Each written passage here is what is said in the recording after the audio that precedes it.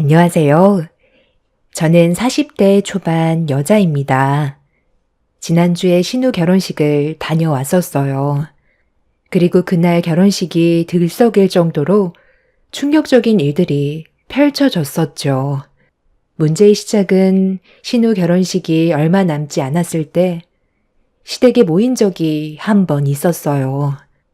신우도 결혼을 하게 되면 모일 수 있는 시간이 많지 않은 것 같다면서 각자 생활이 바쁜데도 시모가 식구들을 강제로 시댁에 불러 모았었죠. 주말에 모임을 가졌다면 어느 정도 이해는 하겠는데 힘들게 일하고 정신없이 퇴근해야 되는 시간에 시댁으로 불렀습니다. 다들 불만은 있었지만 중요한 일이라고 하시길래 모두가 한자리로 모이게 되었고 무슨 일 때문에 불렀는지 시모가 입을 열었을 때 알 수 있었어요. 솔직히 좀 짜증이 났던 게 전화 통화로 해도 충분한 거였고 일부러 시댁에 모이지 않아도 충분히 해결할 수 있는 일들이었는데도 시모는 얼굴 보고 대화를 해서 결정을 해야 된다고 고집을 부리셨던 게 이해가 되지 않았어요. 굳이 바쁜 사람들 붙잡아 두고 신우 결혼식 날 각자가 뭘 해야 되는지 당부를 하셨어요. 동서와 저는 아무 말도 하지 않고 가만히 있었지만 남편과 서방님이 불만을 털어놓으면서 신우 결혼식이 뭔 대수냐고 신우가 보는 앞에서 언성을 높였습니다. 저희 부부와 동서내외 결혼식 때는 알아서들 하라면서 전혀 신경 쓰지 않으셨는데 유독 신우 결혼식만 예민하셨어요. 그럼 우리 막내딸이 좋은 남자 만나 결혼한다는데 너희들이 오빠면 당연히 신경 써줄 수 있는 거 아니야? 작은 며느리는 뭐가 그리 불만이길래 표정이 왜 이렇게 안 좋아? 내가 이런 거 시키는 게 마음에 안 드는 거니? 한 번뿐인 결혼식 너도 도와줄 수 있는 거지. 그렇게 하기 싫다는 얼굴로 인상을 써야 되겠어? 어머님, 제가 그렇게 한가한 사람처럼 보여요? 결혼식 그거 참석하는 것도 정말 힘들게 시간 빼서 잠깐 얼굴 보여주는 건데 저보고 지금 하객들 접대하라고요? 하객들 신경 좀 써달라는 건데 그게 그렇게 어려운 문제니? 너 결혼식 날 내 막내딸이 하객들 챙기고 어수선하게 진행될 뻔했던 거 정리해주면서 필요한 것들도 챙겨주고 너 뒤따라 다니면서 여러 가지로 봐줬던 거 기억 안 나? 그때 네가 내 딸한테 뭐라고 그랬어? 결혼할 때 필요한 거 도와주겠다고 하지 않았어? 그때랑 지금이랑 상황이 다르잖아요. 저도 당연히 도와주고 싶죠. 그런데 그날 일정이 바쁜데 아가씨 뒤치다꺼리 해줄 만큼 여유가 없다니까요. 형님 있잖아요. 이 집안에서 제일 한가한 형님이 뒤에서 전부 챙겨주면 되겠네. 그리고 헬퍼 이모 있고 인원이 부족할 것 같으면 돈을 주고 사람을 더 충원하면 되는 거 아니에요? 저 결혼식 날 도와주지 않아도 된다는 거 굳이 나서서 아가씨가 도와준 거잖아요. 그때 얼마나 부담스러웠었는데요. 어찌됐든 저는 그날 도와줄 수 없어요. 결혼식 날 때도 얼굴 잠깐 비추고 가야 하니까 어머님도 제 사정 이해해 주세요. 아가씨 결혼식 문제로 너무 예민하게 행동하시는 거 아세요? 그래요. 굳이 이렇게까지 부를 필요도 없었잖아요. 하루 종일 힘들게 일하고 이제 집에 좀 들어가서 쉬려고 하는데 고집 부려서 한자리에 모았으면 적어도 음식 정도는 준비해 주셨어야죠. 저녁도 안 먹었는데 속쓰리게 과일을 내주시면 어떡해요? 이 사람 요즘 스트레스도 많이 받아서 잘 챙겨 먹어야 한다고요. 그러면 되겠네. 형님 어머니께서 식모일 하지 않아요? 이 집 저 집 다니면서 파출부 일 같은 거 하신다면서요? 그럼 뒤처리 해주는 일 같은 거 전문적으로 하실 텐데 이번에 좀 도와달라고 말 좀 해보세요. 가족인데 그 정도도 못 해줘요? 저희 집안이야. 아시다시피 사자 집안이라 그런 하찮은 일은 할 수 있는 사람이 없잖아요.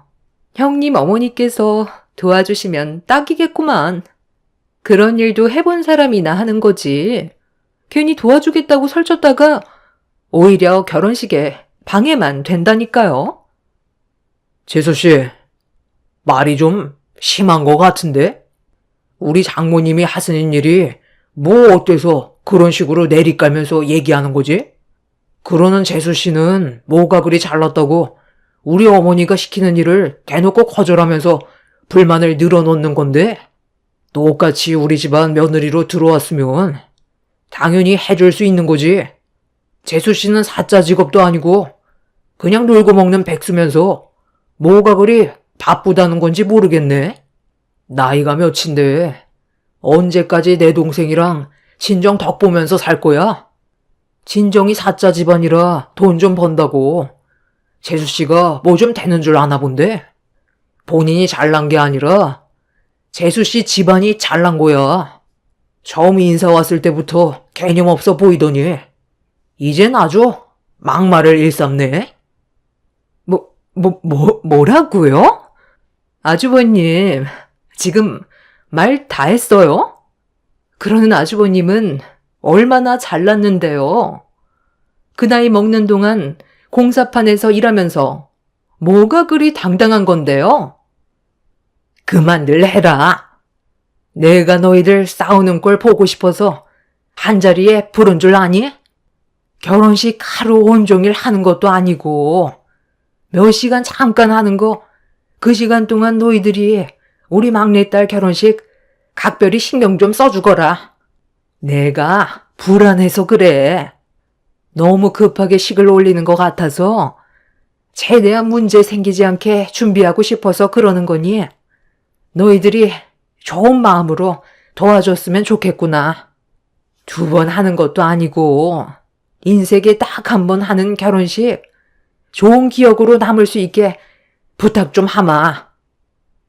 시모가 신우 결혼식을 불안해하고 있었던 건 만난 지 3년도 아닌 3개월 만에 결혼을 하겠다고 하도 졸라서 어쩔 수 없이 허락을 해줬었지만 서로가 알아간 시간이 짧기 때문에 시모는 걱정이 많아 보였습니다. 시모가 결혼을 허락하게 된 결정적인 이유는 신우 예비신랑 부모가 철강 사업을 하는데 그 밑에서 일을 배우고 있고 집안 자체가 재력이 상당하다는 말을 들었었어요. 둘이 소개로 만났다곤 하는데 워낙 집안 차이가 심해서 결혼을 허락받았다는 말을 들었을 때 시모 입장에선 많이 불안해하는 것 같았습니다. 잘 나가는 집안이 중소기업에서 일을 하는 신우와의 결혼을 크게 문제 삼지 않았었고 3개월 만에 결혼까지 계획을 세웠다는 게 또 다른 뭔가 있을까봐 걱정을 너무 많이 하셨어요. 예비신랑 집안에서 좋은 마음으로 2사람의 사랑을 진심으로 응원해서 허락한 결혼일 수도 있겠지만 누구나 한 번쯤은 의심을 할 수밖에 없는 상황이기는 했습니다. 그렇다고 신우의 예비신랑 회사가 문제가 있거나 그런 건 아니었어요. 정상적인 회사였고 직원들 수도 상당히 많았었죠. 이미 남편이 어떤 회사인지 전부 다 파악하고 직접 현장까지 방문해 볼 정도로 시모의 걱정을 덜어줬었는데도 만난 지 얼마 되지 않아 결혼까지 한다는 걸 제일 불안해하고 있었어요. 시부가 돌아가신 지 얼마 되지 않아 남편이 집안의 기둥 역할을 해오고 있어서 신우의 결혼식 날 시모가 원하는 대로 해주는 걸로 결정을 내렸고 동서와 서방님은 어쩔 수 없이 그 말을 따라야만 했었죠. 그렇게 며칠 뒤 결혼식 당일이 되었고 저희 부부는 일찍 서둘러 식장을 찾아갔어요. 이미 많은 하객들이 식장을 꽉 채울 정도로 들어와 있었고 신우는 신부 대기실에서 결혼식을 진행하기 위한 준비를 이미 마친 상태로 대기하고 있었어요. 제가 크게 도와줄 게 없을 정도로 옆에 있던 헬퍼분께서 신우를 잘 챙겨주고 있었습니다. 계획된 결혼식은 예정대로 순조롭게 진행이 매끄럽게 되고 있었고 큰 사고 없이 식을 마칠 수 있었습니다. 동서내외는 식이 시작할 때쯤 늦게 오더니 결혼식이 끝나자마자 바로 식장에서 나가려 하길래 제가 동서를 붙잡았어요. 곧 준비되어 있는 하객들 식사 시간이고 그와 동시에 패배까지 준비가 되어 있는 상황이라 동서내외도 자리를 지키고 있어야 하는데 결혼식도 끝났는데 식장에 뭐하러 있냐고 뒤처리는 제가 다 하라면서 동서가 저를 뿌리치며 식장을 나가려 했어요. 저번에 시댁에서 시모와 저희 남편이 했던 말 기억 안 나냐며 혹시 모를 일을 대비해 자리를 지키는 게 좋을 거라고 얘기하는 순간 갑자기 제 팔을 끌어당기더니 저를 조용한 곳으로 데리고 들어왔어요. 동서는 제가 한 말에 대해 상당히 기분이 안 좋아 보였습니다. 아, 진짜. 그냥 형님이 하면 되는 거잖아요. 이미 결혼식도 끝났는데 제가 자리에 있어야 될 이유가 있는 거예요? 일정이 바쁘다고 얘기했잖아요. 저번에 어머님이 동서한테 뭐라고 했어? 하객들 식사 시작하면 패백도 같이 하기 때문에 어수선해질 수 있는 자리를 동서가 신경 좀 써달라고 부탁했었잖아. 그래서 시간 조절해달라고까지 말했었는데 아예 듣지도 않았던 거야? 가족이라는 게 뭔데? 서로 도움이 필요할 때 도와주는 게 가족 아니야? 나중에 동서가 도움받게 될 일이 전혀 없을 것 같아? 한 치 앞도 모르는 게 사람 일인데 지금 이런 식으로 행동하는 거 정말 후회 안 할 자신 있어? 정말 보자 하니까. 형님, 저한테 방금 뭐라고 했어요? 제가 지금 도와주지 않으면 나중에 분명 피해를 보는 일이 생길 거다. 뭐 그런 거예요? 제가 형님 밑으로 들어왔다고 제가 우스워 보여요? 저랑 형님은 애초부터 급이 달라요. 식모딸 주제에 사짜 집안인 나한테 어디다 대고 명령질이야? 원하는 게 뭔데? 돈이 필요해? 얼마를 주면 그 입 좀 다물 건데? 이 정도면 될 것 같아? 눈빛 보니까 더 필요해 보이는 것 같은데 이 정도면 되지? 돈 줄 테니까 손님 접대 졌단 건 너나 해. 밖에 나가면 눈도 못 마주칠게. 그래 이 집안에 큰 며느리로 들어왔다고 나를 우습게 봐? 우리 첫째 오빠가 의사고 둘째 오빠가 변호사야. 꼴랑 결혼식 하나 하는 거 가지고 엄청 호들갑 떠는 이 집안도 문제지만 융통성 없는 어머님 때문에 이게 뭔 고생이야? 내세울 것도 없는 집안에 며느리로 들어와 줬으면 감사하게 생각을 해야지. 노인네가 노망이 들었나? 내가 누군지를 알면서 일을 이딴 식으로 처리를 해?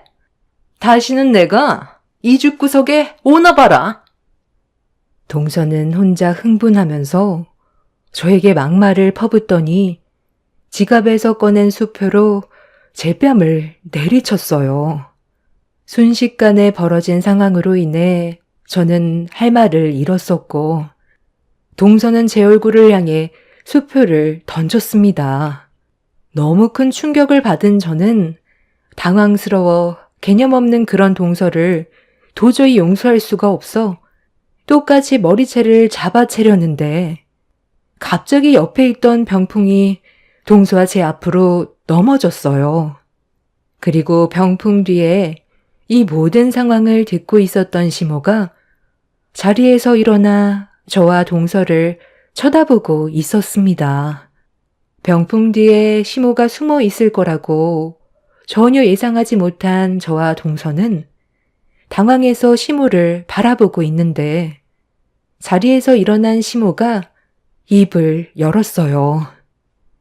우리 막내딸 결혼식이 다른 때보다 유독 긴장을 많이 해서 그런지 급격하게 피곤해져서 잠깐 패백실에서 한숨 돌리고 있었는데 이게 다 무슨 말이니? 작은 며느리, 방금 네가 한 말 내 앞에서 다시 뱉어봐라. 분위기 파악 못하는 건 우리가 아니라 너 같은데? 너희 집안이 잘 나가면 어른이고 뭐고 다 필요 없다는 거냐? 이런 식으로 행동해도 된다고 사돈분들이 가르치던?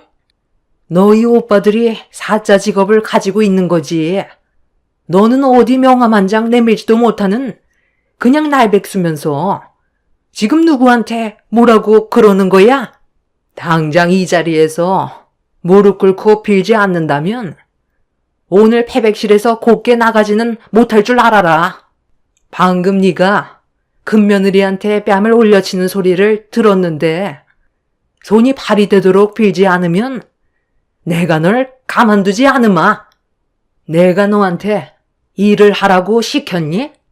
그냥 혹시 모를 일을 대비해 자리만 지켜주고 도움을 요청할 때 가족이니까 네가 좀 도와달라는 건데 그게 그렇게 싫어서 상황을 이렇게까지 만들어? 당장 내 앞에서 무릎 꿇지 못해? 내가 왜 무릎을 꿇어요? 지금까지 살면서 남한테 무릎 꿇어본 적 단 한 번도 없다고요. 잘못한 게 있어야 무릎을 꿇든지 하죠. 저리 비키세요. 시모가 문 앞을 가로막고 서 있는데 동서가 시모를 강하게 밀치면서 밖으로 나가겠다며 난리를 치자 최대한 참고 있던 시모가 그런 동서의 머리채를 잡으면서 버르장머리 없는 게 며느리로 들어와서 집안 망신 다 시킨다며 패백실 안에서 동서의 머리를 사정없이 흔들었어요. 동서도 당하지만 않고 시모의 머리채를 잡길래 제가 중간에서 말리려 했지만 동서가 제 머리채를 잡아채는 순간 좀 전의 상황들로 인해 안 좋아진 감정 때문인지 저까지 눈이 돌아버려 동서의 머리채를 잡아 넘어뜨렸어요. 순식간에 패백시라는 아수라장이 되어버렸고 그렇게 2대1은 역부족이라고 생각했는지 도망을 치려 하길래 제가 동서의 발목을 잡아 넘어뜨렸습니다. 그렇게 서로 뒤엉켜 난장판이 된 상황 속에서 갑자기 패백실 문이 열렸고 이런 충격적인 광경을 신우와 예비신랑 가족분들에게까지 보여주게 되었네요. 신우는 경악을 하며 뭐 하는 짓이냐고 소리치는 순간 밖에서 웅성거리는 소리와 함께 남편과 서방님이 패백실 안으로 뛰어 들어왔어요. 다들 제정신이야? 여기가 어딘지 알고 이 난리를 친 거냐고. 식사가 진행되면 패백도 동시에 진행된다던 거 다들 모르고 있었던 거 아니잖아. 저기 설치되어 있는 캠코더로 패백실 안의 상황이 전부 식당에 생중계되고 있었다고. 도대체 왜 다들 서로 그렇게 못 잡아먹어서 안달이야? 당장 그 손들 안 놔? 결혼식 참석해준 것만도 감사하게 생각해야지. 감히 나를 건드려? 우리 오빠가 변호사인 거 잊었어? 나를 이 지경으로 만든 거 절대 가만두지 않을 거야.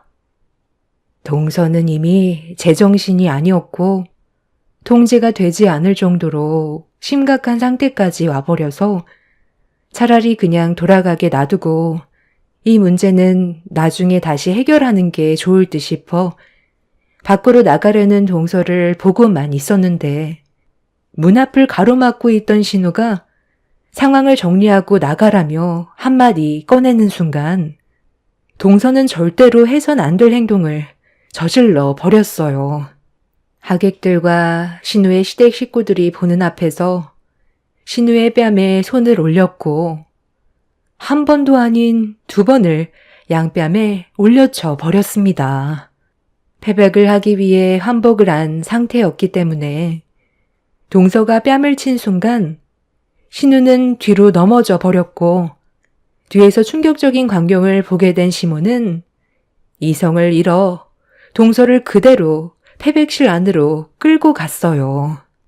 서방님 또한 동서가 아무리 자기 아내라 해도 팔은 안으로 굽는다고 눈이 돌아버렸고 그렇게 신우의 결혼식은 아수라장이 되어 버렸습니다. 이 문제로 동서는 시댁 식구들과 법적인 문제로 소송을 걸었고 상황이 심각해지자 동선의 가족분들이 시댁으로 직접 찾아왔습니다. 동서가 신우 결혼식장을 망친 것과 이 문제로 파혼까지 된 상황들에 대해 소송을 제기하려 하자 동서의 가족들이 시댁으로 몰려와 진지하게 대화를 풀어나갔어요. 결혼식이 파투난 거에 대해서는 정말 죄송합니다. 제 딸이 전부 다 잘못한 점에 대해서는 금전적으로 충분한 보상을 해드릴 테니 이번 한 번만 조용히 넘어가 주실 수 있으신가요? 이런 일로 저희 집안에 안 좋은 소문 떠도는 걸 원하지 않기 때문에 혹시라도 조금의 흠이라도 생기게 된다면 제 아들들의 앞날에 걸림돌이 될 수 있는 걸 막고 싶어서 이렇게 직접 찾아왔습니다. 제 딸이 막내라서 그런지 어렸을 적부터 오냐오냐 키워서 그런 건지 모르겠지만 자기가 원치 않는 일들을 억지로 했을 경우 그걸 참기 힘들어 하더라고요. 그래서 이런 문제가 생긴 것 같습니다. 그동안 사돈께서 제 딸의 버릇없는 행동에 대해 좋게 넘어가 주신 적 많으실 텐데 이번에도 너그러이 용서해 주시면 안 될까요?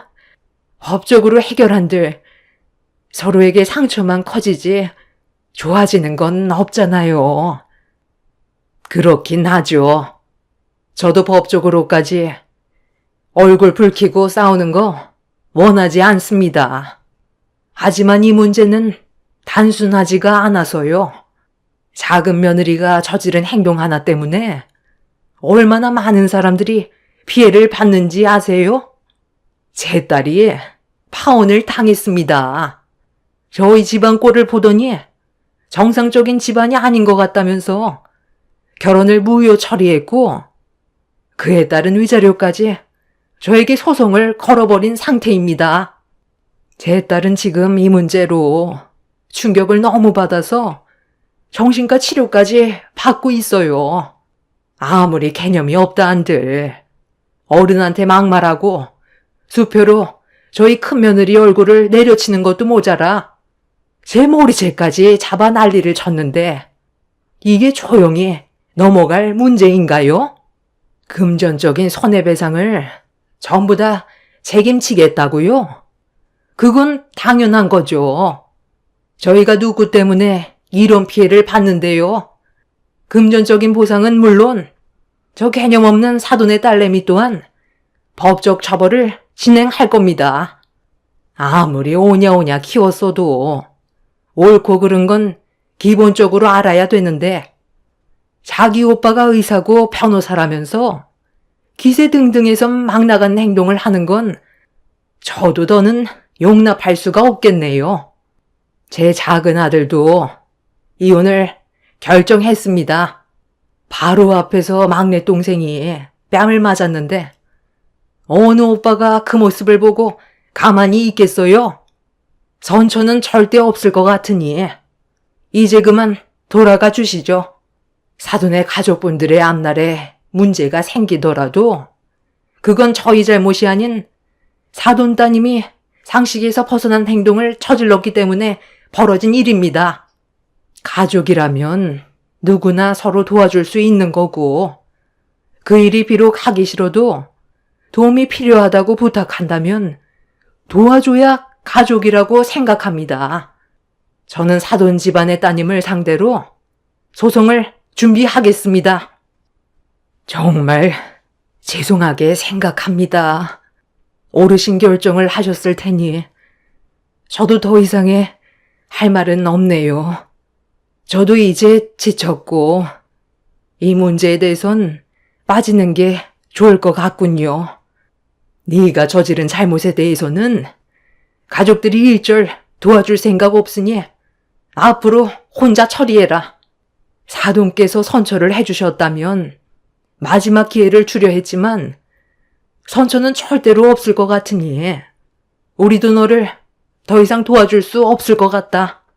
네가 저지른 행동에 대해서는 본인 스스로 책임을 지고 해결해라. 알겠니? 엄마! 갑자기 그게 무슨 말이야? 저보고 이 사태를 해결하라뇨. 저는 오빠만 믿고 있었는데 도와주지 않겠다고 하면 저는 누구한테 도움을 요청해요? 그건 네가 알아서 해야지. 왜 우리한테 그래? 언제까지 너희 오빠가 네가 저지른 일들을 수습해야 되는 건데 왜 우리 가족이 이 문제로 머리를 숙여야 되는 거냐고. 오늘 이 시간 이후부터 너한테 금전적으로 지원해주던 모든 것들을 전부 다 빼앗기로 결정을 했다. 엄마 명의로 되어 있는 차도 도로 가져갈 테니까 이 세상이 얼마나 살기 힘든 세상인지 너도 한번 겪어봐라. 세상이 너 중심으로 돌아갈 것 같지? 경험해봐야 정신을 차릴 거다. 엄마!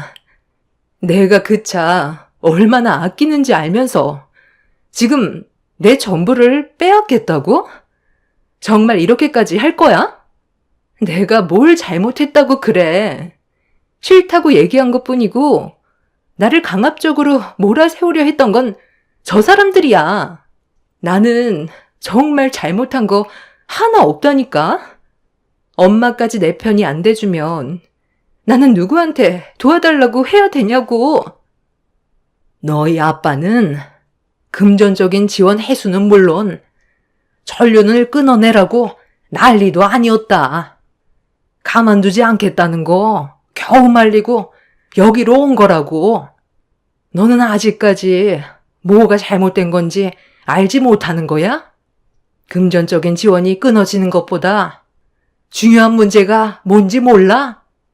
네가 진심으로 저분들께 용서를 구하는 일이 먼저라고. 동서는 전혀 예상하지 못한 전개로 흘러가기 시작하자 그제서야 고개를 숙이며 죄송하다고 했지만 전혀 진심이 느껴지지 않았어요. 시모는 용서를 구하는 동서를 받아주지 않았고 서방님은 동서의 어머니한테 이혼을 진행하겠다는 확고한 의사를 밝혔습니다. 동서 내외는 아이가 없어서 이혼을 하게 되면 한 달의 숙려 기간을 끝으로 법적인 남남이 되는 상황이었죠. 동서가 아이를 너무 싫어했어요. 인생을 즐기면서 살고 있는 자신의 삶을 아이로 인해 빼앗기고 싶지 않다면서 아이 가지는 걸 원하지 않았었습니다. 처음에는 서방님과 결혼할 당시 아이도 생각 중에 있다고 얘기해 놓고 결혼식이 끝나고 태도가 돌변해서는 계속해서 아이 가지는 걸 미루고 있다가 본색을 드러냈었죠.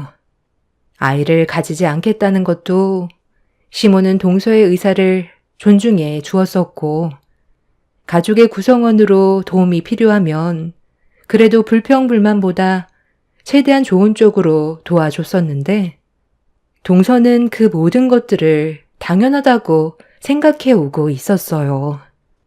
결국 자기 가족들에게까지 내쳐지게 되자 오갈 데가 없어진 동서는 그제서야 분위기를 파악했는지 진심으로 눈물을 흘리면서 용서를 구했지만 이미 저희는 확고하게 마음을 잡았던 터라 선처는 없었습니다. 시간이 지나면 또다시 예전의 모습으로 다시 돌아갈 수 있다는 걸 모두가 알고 있었어요. 같이 살아갈 수 없는 결정적인 이유는 신우의 결혼식이 파투가 났기 때문에 되돌릴 수 없을 정도로 상황이 심각해져서 법적으로 소송을 진행할 수밖에 없었습니다. 저 또한 살면서 남에게 수표로 뺨을 허용했던 적은 단 한 번도 없었어요. 그날 너무 큰 충격을 받았었고 제가 받은 신체적, 정신적 피해에 대해서도 소송을 진행 중입니다. 현재 동서는 매일같이 시댁과 저희 집에 찾아와 용서를 구하고 있고 서방님과 이혼을 하지 않으려고 악착같이 버티고 있어요. 이 상황을 해결해야지만 동선의 가족분들이 받아주기로 했었거든요. 하지만 이미 돌이킬 수 없는 결과로 이어졌기 때문에 아마 동선의 가족들의 품으로도 돌아가기는 힘들 겁니다. 그쪽 집안도 그동안 상당히 많이 힘들었었는지 두 손 두 발 들어버렸고 혼자가 된 동서는 현재 자신의 위치를 뒤늦게 깨달았네요. 가족이란 서로 힘들 때 도와줄 수 있는 게 가족이잖아요. 신우 결혼식 날 힘든 일 부탁한 것도 아니고 원활한 결혼식 진행을 위해서 아주 잠깐 부탁한 거였고 크게 신경 쓸 일도 없었습니다. 나중에 동서의 솔직한 마음을 듣게 됐는데 타인보다 자신의 위치가 밑에 있다는 걸 보여주기 싫었다고 하더라고요. 한마디로 세상 모든 사람들이 자기보다 아래에 있다고 생각을 했던 거였죠. 그러니 제 얼굴에 손을 올렸고 시모의 머리채를 잡았을 때도 더 큰 소리치며 화를 냈던 거였습니다. 이 일이 불과 일주일 전에 있었던 일이네요. 앞으로 법적 소송을 제기하기 위해 준비 중에 있지만 이런 사람 선처해줘봤자 저희가 이득 볼 수 있는 게 하나도 없다는 거 알기 때문에 절대 조용히 넘어가지 않을 생각입니다. 인생이 자기 중심대로 흘러가지 않는다는 걸 이번 일을 통해 뼈저리게 느끼게 해주려고요. 제 사연 들어주신 여러분들께서는 언제나 가족들과 서로 배려하고 어려울 때 도와가며 좋은 관계 유지하시길 바랍니다. 감사합니다. 안녕하세요. 저는 30대 후반 여자입니다. 남편과 이혼한 지 3개월이 넘었고 숙려 기간도 끝이 난 상태라 법적으로 완전한 남이 되었습니다. 지금도 그때의 충격에서 벗어나지는 못했지만 시간이 약이라고 하루빨리 정상적인 생활로 돌아갔으면 좋겠습니다. 남편과 6년 결혼 생활 끝에 정리를 하게 된 결정적인 이유는 어느 순간부터 저와 엄마를 대하는 행동들이 눈에 띄게 달라졌고 그런 모습들이 너무 큰 상처로 돌아와 이혼을 고민할 수밖에 없었어요. 그동안 정말 열심히 살아왔었는데 한순간에 모든 것들이 무너지게 되는 하나의 사건이 있었고 절대 용서할 수 없는 남편의 충격적인 행동은 결국 경찰까지 동원하게 만들었죠. 문제가 시작된 건 엄마가 교통사고를 당하게 된 이후 한동안 병원에 입원을 하셨었는데 남편과 시어머니가 병문안을 왔었어요. 당연히 저희 엄마를 걱정해주고 몸 상태는 어떤지 그런 것들을 물어보실 줄 알았는데 전혀 상상하지 못했던 말을 듣게 되었고 시모의 한마디에 너무 놀란 저는 입을 다물지 못할 정도로 엄청난 충격을 받아 생각 없이 뱉은 시모의 말에 안 좋은 감정을 표출했어요. 딱 봐도 엄마의 상태가 어떤지 뻔히 보이는데 왜 그런 말을 했는지 이해할 수 없었습니다. 누구나 충분히 그럴 수 있어요. 돈이 궁하다 보면 몸으로라도 때워야 되겠지. 그런데 그거 몇 푼 벌려다가 세상 떠날 수도 있다는 거 모르는 건 아니시죠? 제가 봤을 때 일부러 차랑 부딪히는 척 연기를 해서 보험금 타먹으려고 한 것 같아 보이던데 단순 접촉 사고라면서 굳이 입원까지 하는 이유가 뭐예요? 한 푼이라도 더 받으려고 그러는 거 아니겠어요? 이참에 정밀 검사도 좀 받고 병원에서 푹 쉬면서 때 되면 삼시세끼까지 나오니까 잘 됐다 싶었겠죠. 어머님, 저희 엄마 걱정되셔서 병문안 오신 거 아니에요? 보험금 타먹으려고 술을 쓰는 거라뇨. 아니, 무슨 그런 말을 하세요? 쓸데없는 말씀하실 거면 왜 오신 거예요? 저희 엄마 좌측 갈비뼈 3군데에 금이 갔고 발등에도 금이 가서 최소 한 달은 꼼짝없이 누워만 있어야 한다고요. 이만하길 다행인 건데 지금 보험 사기라고 하셨어요? 아니.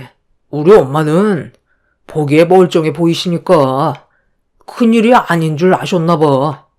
별것도 아닌 거 가지고 너무 열내지 마. 우리 엄마도 하루빨리 건강을 되찾길 바라신다고. 내가 당신한테 전화했을 때 우리 엄마 상태에 대해 설명해 줬었잖아. 병원에 오기 전에 어머님한테 미리 말씀 안 드렸어?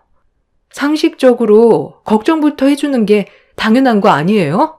단순 접촉사고라 해도 사람 생명에 위협이 있었던 일이에요. 입장을 바꿔놓고 생각해 보세요. 어머님이 교통사고로 입원했는데 보험금 타먹으려고 계획적인 범행을 저지른 거 아니냐고 의심하면 기분이 어떨 것 같아요? 저희가 돈이 없다 해도 그런 짓을 저지르진 않는다고요.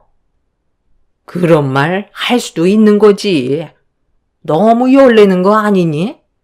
나는 그냥 겉보기에 멀쩡해 보이고 사돈 어른 돌아가신 지도 벌써 몇 년 됐으니 돈이 좀 쿵해졌나 보다 생각했지.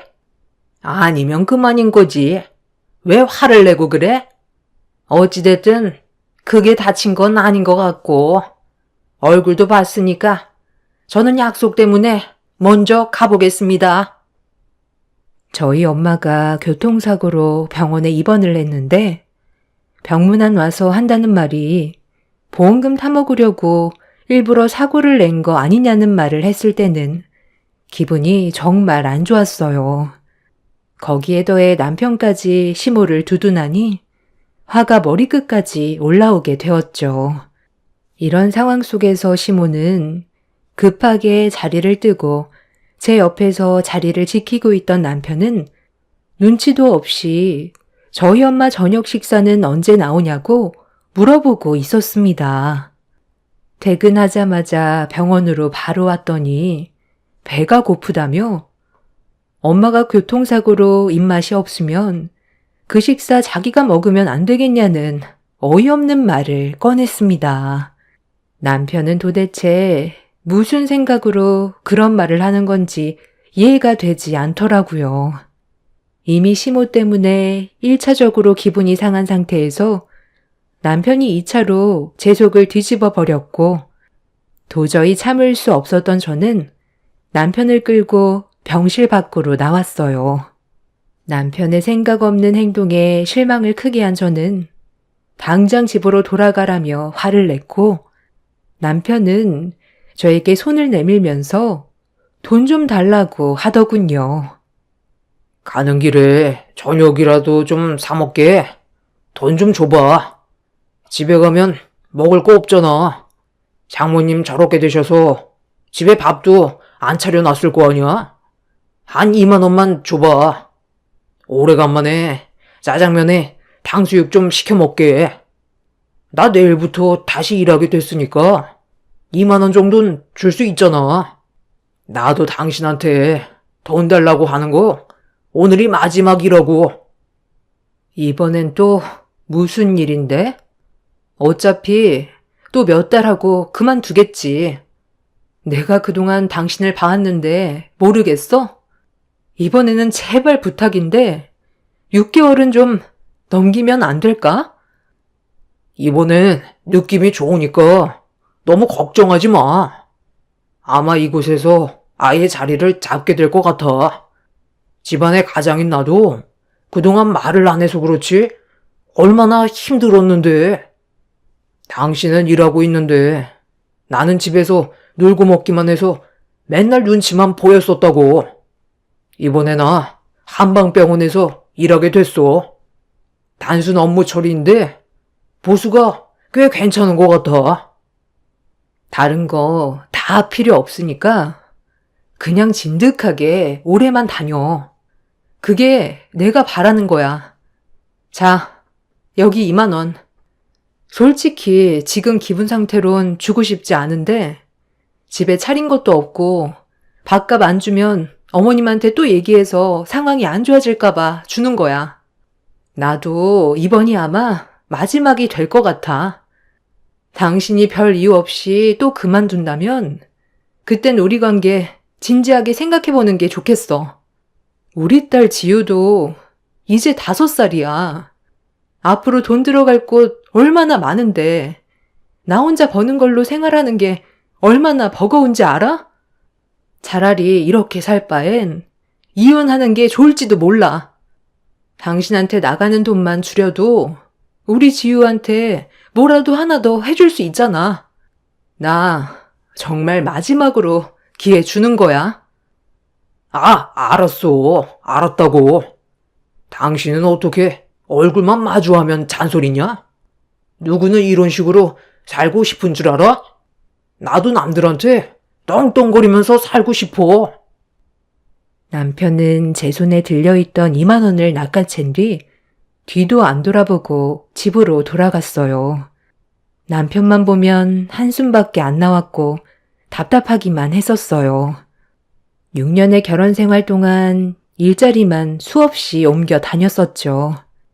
단순 사무직부터 생산직, 주유소, 편의점, 배달일 안 해본 게 없을 정도였는데 하나를 진득하게 하지 못하고 꼭 이런저런 핑계를 대면서 일을 그만두게 되었고 쉬는 기간이 짧은 것도 아니었어요. 길면 쉬는 날이 6개월은 넘어갔었으니까요. 일자리를 구하지 못해 집에서 쉬고 있으면 집안일이라도 도와줄 수 있는 건데 손가락 하나 까딱하지 않고 먹은 건 제때 치우지 않아 밥그릇에 달라붙어 있는 밥풀은 말라 비틀어져 있고 아이는 방치해 두고 소파에 누워서 잠이나 퍼질러 자는 남편 때문에 몇 번이나 이혼 생각이 들었었어요.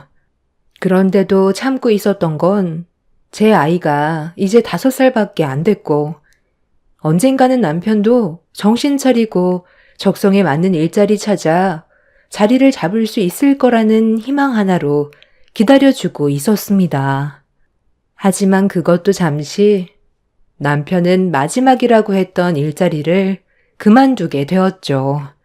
그래서 더는 함께 살기 너무 힘들다고 속에 있던 말들을 전부 다 꺼내놓게 되자 제 말을 듣던 남편이 꽤 큰 충격을 받았는지 다음 날부터 일자리를 알아보기 시작했어요. 하지만 그것도 오래가지 않을 것 같아 큰 기대는 하지 않았었고 한방병원에서 일자리를 구했다며 밥값을 받아갈 때 이번이 마지막이 될 것 같았어요.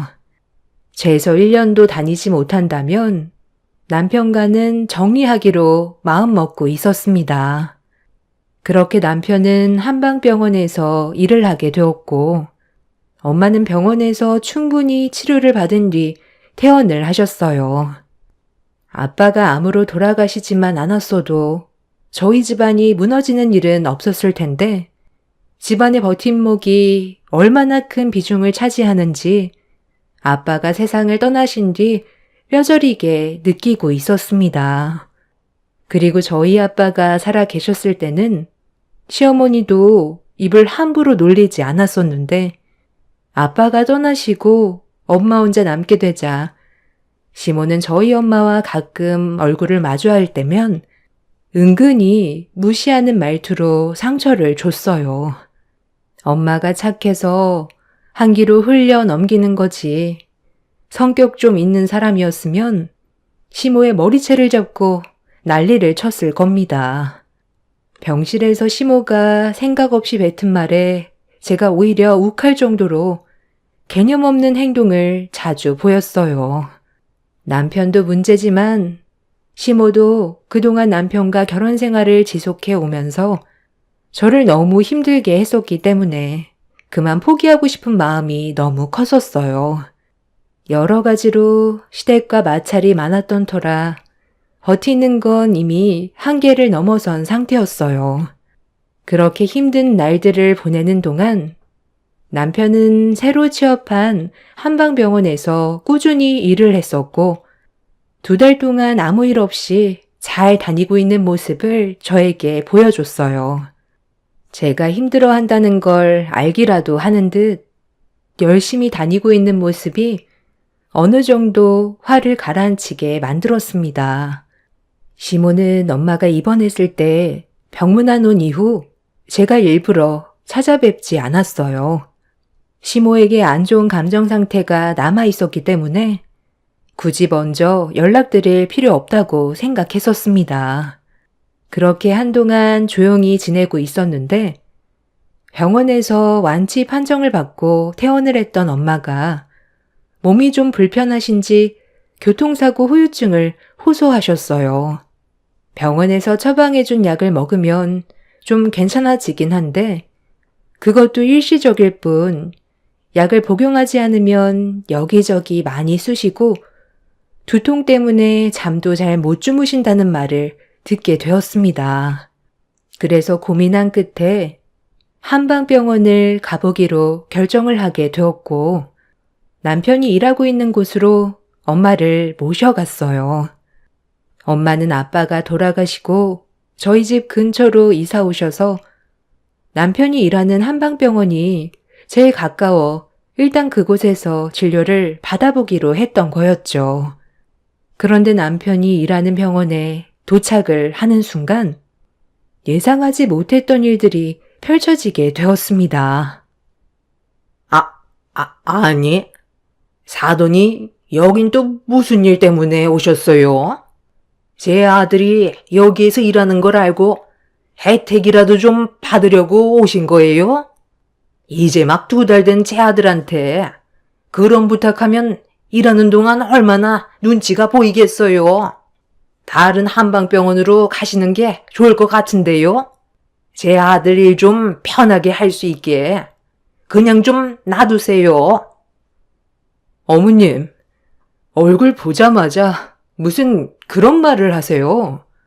지유 아빠가 하는 일이 뭐 얼마나 대단하다고 혼자서 흥분하고 그러세요. 어머님이야말로 그이가 일하는 병원에 오시는 게 오히려 불편한 상황을 만든다는 건 생각 안 해보셨어요?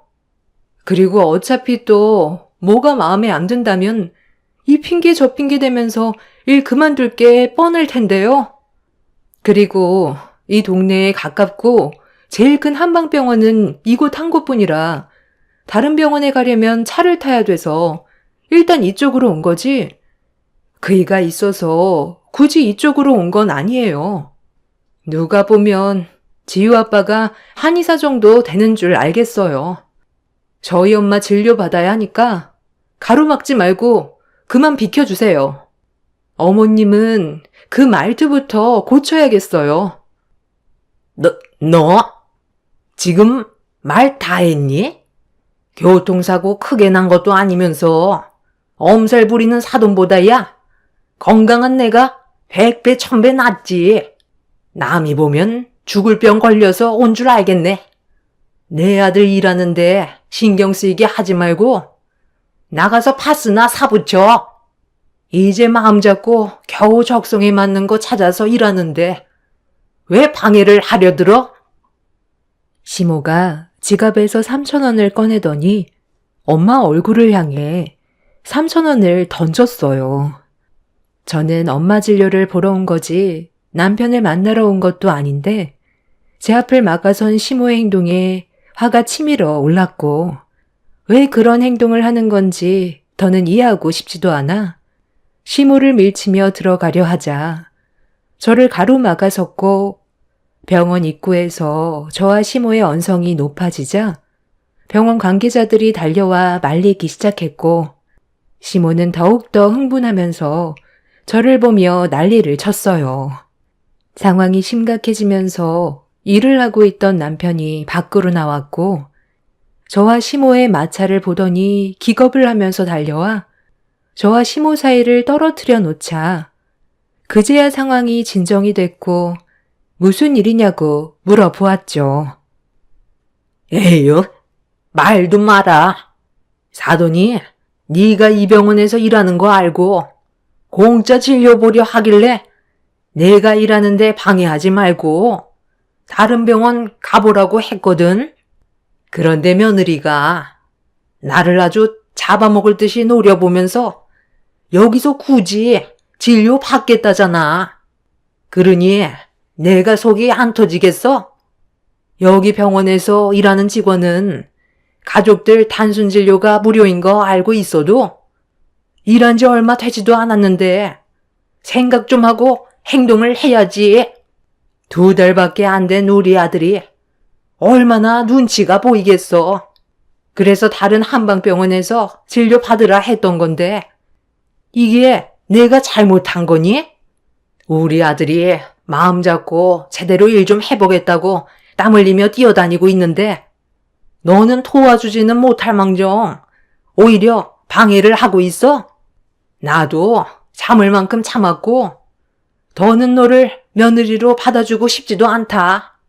내 아들 인생 방해하지 말고 이제 그만 끝내거라.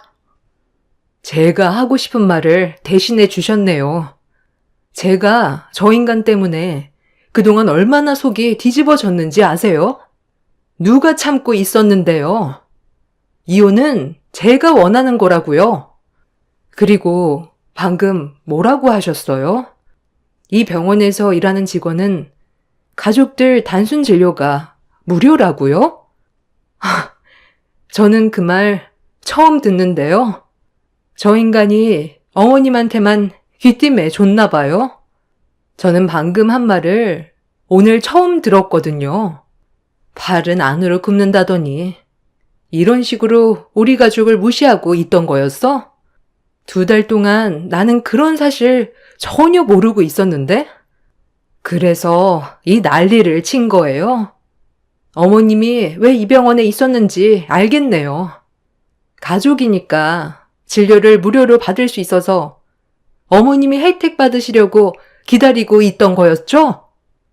그런데 갑자기 엄마랑 내가 저 인간 일하는 이 병원으로 한꺼번에 오니까 가족 모두 무료로 진료를 받게 되면 저 인간 눈치 보이고 부담 줄까봐 그런 거였어요?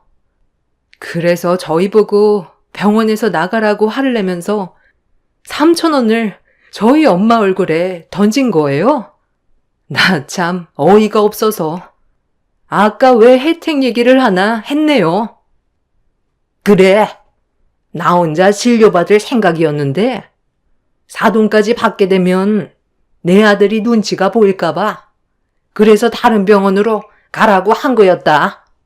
그게 뭐 잘못된 건데? 도대체 무슨 일이길래 밖이 왜 이렇게 시끄러워요? 잠깐만 좀 비켜보세요. 아니 이런 형편없는 곳엔 어쩔 일로 오신 거예요? 몸은 좀 괜찮으세요? 전화라도 한 통 주셨으면 미리 준비를 하고 있었을 텐데요. 벌써 움직이셔도 되는 거예요? 제가 일이 너무 바빠서 처음 입원했을 때 찾아뵙고 그동안 못 갔었어요. 아이고, 원장님이 여기서 일을 하고 계셨어요? 그때 저한테 한의사라고 얘기한 건 기억하는데 명함 주신 걸 잃어버려서 깜빡 잊고 있었거든요. 보험사에 문의라도 해볼 걸 그랬네요. 다른 지역에서 계신 줄 알았죠. 여기 병원인 줄 알았다면 진작 와볼 걸 그랬어요. 제가 요즘 사고가 난 이후로 계속 두통에 시달리고 있거든요. 어지럽기도 하고요. 아, 다 제 잘못이죠. 그때 앞만 똑바로 보고 운전했으면 이런 일도 없었을 텐데 정말 죄송합니다. 일단 예약 진료를 기다리시는 분들이 계시니까 자리에 앉아서 잠시만 기다려 주시겠어요? 최대한 빨리 안내해 드릴게요. 그런데 무슨 일 때문에 병원 앞에서 목소리를 높이셨던 거예요? 대충 보니까 상황이 많이 안 좋아 보이던데요? 아니, 잠깐만.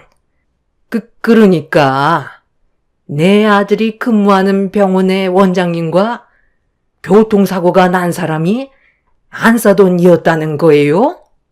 아니, 이런 상황은 미리 알려줘야 되는 거 아니야? 저도 사고를 냈었던 여자를 그 자리에서 처음 봤었어요. 보통은 보험 처리로 끝나기 때문에 얼굴 볼 일은 없을 줄 알았는데 한의 원장이라는 그 여자는 이미 사고가 났을 당시 병원에 같이 있었고 명함까지 줬었는데 그걸 잊어버린 거였어요. 엄마는 제가 직장에서 근무하던 도중 교통사고가 났다는 소식을 듣고 급히 병원으로 오다가 저까지 문제가 생길까봐 퇴근 시간에 맞춰 연락을 했던 거였어요. 전화를 하셨을 때도 병원에 볼 일이 있어서 들렸다고 하셨지 교통사고 소식은 끝까지 숨기셨어요. 나중에 병실로 들어오고 나서야 알게 된 거였죠. 그 사이 사고를 냈던 한의 원장은 돌아간 상태였고 저는 그런 사실을 모르고 있던 거였죠. 엄마도 정상적인 보험 처리는 끝이 났었기 때문에 그 여자에게 연락할 필요가 없다고 생각했던 것 같았어요. 그런데 동네 한의원에서 근무하고 있었을 거라곤 전혀 모르고 있었죠. 남편과 시모도 이 사실을 모르고 있었는지 많이 당황스러워하는 얼굴로 분위기를 살피고 있었는데 제가 원장님한테 여기서 새로 근무를 하게 된 사람이 저희 남편이라고 얘기하면서 좀 전의 상황을 대충 설명을 했어요. 시모가 난리친 상황에 대해 알게 된 원장님은 얼굴 표정이 굳어버렸고 시모는 거품을 물면서 최대한 상황을 좋게 풀어나가려 했지만 분위기는 좀처럼 회복이 되지 않았습니다. 남편은 가족들끼리 잠깐의 오해로 인해 생기게 된 일이니 좋게 넘어가길 원했지만 원장님은 좀처럼 용납이 되지 않는 듯 했고 시모는 이 문제로 자기 아들이 한의원에서 잘리게 될까봐 머리를 숙여 소란 피운 거에 대해 사과를 했어요. 남편은 한의원에서 잡다한 일과 탕전실에서 약을 다리고 청소까지 하는 업무를 담당하고 있어요. 바쁠 때는 수납도 같이 한다고 들었는데 월급은 얼마 되지 않아도 꾸준하게 일을 할 수만 있다면 저는 그걸로 만족하고 있었습니다. 본인이 좋아하는 일을 하는 게 제일 중요한 거였으니까요. 그래서 저도 최대한 상황을 좋게 정리하려고 원장님한테 오해가 있었다는 걸 설명하려 했는데 그 순간 한의원에서 일하던 여자 직원이 갑자기 남편과 같이 일을 하지 못하겠다면서 눈물을 터뜨렸어요. 그러자 주변에 있던 다른 여자 직원들도 똑같이 남편이 일을 그만두길 원하고 있었습니다. 갑자기 예상하지 못한 상황에 당황한 저는 그 여자 직원들을 바라보고 있는데 제일 먼저 입을 열었던 여자 직원이 남편의 손에 있던 핸드폰을 가리켰어요. 그러자 남편은 급하게 핸드폰을 숨겼고 원장님이 핸드폰에 뭐가 있는지 물어봤지만 횡설수설하면서 말을 더듬고 있었습니다. 아무것도 없어요. 제 핸드폰에 뭐가 있겠어요? 요즘 배워야 될 업무가 많아지다 보니 잊어버리게 될까봐 핸드폰에 자료들을 저장해 둔 것밖에 없어요. 그런데 왜 직원들이 광진 씨가 그만두길 원하는 거죠? 그 핸드폰에 뭐가 들어있길래 여직원들이 눈물까지 흘리는 건지 제가 이 병원의 원장으로서 확인을 해봐야 할 것 같은데요. 오해라면 지금 이 자리에서 해결하는 게 좋은 거죠. 제가 좀 전에 문제로 광진 씨가 우리 병원에서 계속 근무하는 게 맞는지 고민을 하고 있었는데 갑자기 직원들이 그만두길 원한다고 얘기하는 것 보면 제가 모르는 뭔가 문제가 있겠죠. 당장 핸드폰 안에 뭐가 있는지 확인시켜주지 않는다면 경찰에 신고를 할 수밖에 없을 것 같네요. 끝까지 안 보여주겠다는 거예요? 그럼 어쩔 수 없죠. 지금 당장 경찰에 신고를 해야 되겠네요. 도대체 뭔데 그래? 왜 숨기고 말을 하지 않는 건데? 당신이 떳떳하면 핸드폰을 보여주면 되는 거잖아. 상황을 왜 계속 악화시키는 거야? 여기에서도 잘릴 거야? 그래, 일단 빨리 보여줘라. 이러다 여기서까지 잘리면 어쩌니? 네가 여기에서 일하는 게 즐겁다고 했었잖아. 적성에 맞는다며. 그럼 오해를 풀어야지. 원장님, 저 사람이 일을 배운답시고 핸드폰으로 자료를 촬영하는 것처럼 행동하더니 나중에 알고 보니까 실제로는 그게 아니었어요. 저만 이상하게 느끼는 줄 알았는데 다른 직원들도 저처럼 똑같이 느끼고 있더라고요. 그런데 나중에 알고 보니까 저희들 모습을 촬영하고 있던 거였어요. 한번 확인해 보세요. 제가 지워달라고 했었는데 자기는 모르는 일이라면서 끝까지 아니라고 하잖아요.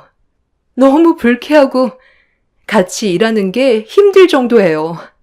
맨날 말로는 5살 된 자기 딸 먹여 살려야 한다면서 온갖 불쌍한 척은 다 하고 뒤에서는 저희들 촬영하는데 얼마나 기분이 더러운 줄 아세요? 원장님도 아마 촬영했을 거예요. 당장 경찰에 신고해 주세요. 저는 여자 직원의 말을 듣는 순간 경악을 했어요. 제가 전혀 알지 못했던 남편의 또 다른 모습에 입을 다물지 못했고 도저히 믿을 수가 없어서 남편이 쥐고 있던 핸드폰을 빼서 확인을 해보려고 했지만 저에게도 끝까지 주지 않았습니다. 남편은 갑자기 그 자리에서 도망까지 치려고 하길래 한의원에 있던 사람들이 남편을 밖으로 못 나가게 막았고 잠시 뒤 경찰이 오면서 남편이 들고 있던 핸드폰을 확인할 수가 있었습니다. 그리고 그 안에는 충격적이게도 다른 여자 직원들과 원장님의 사진들이 수두룩하게 들어 있었어요. 한방병원에서 일하는 직원들은 남편 빼고 거의 다 전부 여직원이었는데 원장님이 남편을 채용했던 이유는 남자 직원도 있어야 안전할 것 같아 채용을 했던 거였는데 그게 엄청난 실수였다는 걸 알 수 있었죠. 글로는 모든 걸 다 설명하긴 어렵지만 요즘 핸드폰의 기능이 상당히 좋아서 줌으로 확대해도 화질이 깨지지 않는다는 걸 이용해 상당히 많은 사진을 촬영했었어요. 남편은 그냥 호기심이라고 설명했었지만 그건 절대로 용납할 수 없는 행동이었습니다. 결국 여자 직원들과 원장님은 남편을 상대로 소송을 제기했고 저도 그런 남편한테 너무 큰 실망을 해서 더는 함께 살고 싶지 않아 이혼을 결정하게 되었습니다. 그동안 정말 많이 참고 살아왔었는데 또다시 저에게 상처를 준 남편과 더 이상 살아갈 이유가 없었습니다. 시모는 그 자리에서 원장님과 직원들한테 무릎 꿇고 용서를 구했지만 선처는 없었고 결국 법의 처벌을 받게 되었죠. 그렇게 남편과 저는 현재 이혼을 한 지 3개월이 지났고 법적으로 완전히 남이 되었습니다.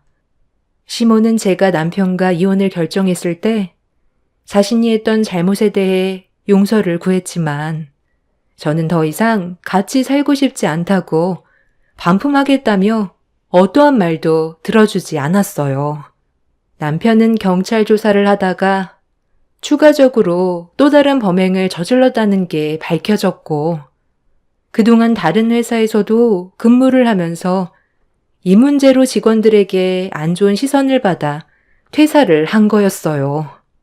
일이 커지기 전에 남편이 퇴사를 해서 저는 전혀 알지 못했던 거였죠. 결국 전에 있었던 일들까지 전부 다 밝혀지게 되자 남편은 가중처벌을 받게 되었고 징역 4년의 형을 받았습니다.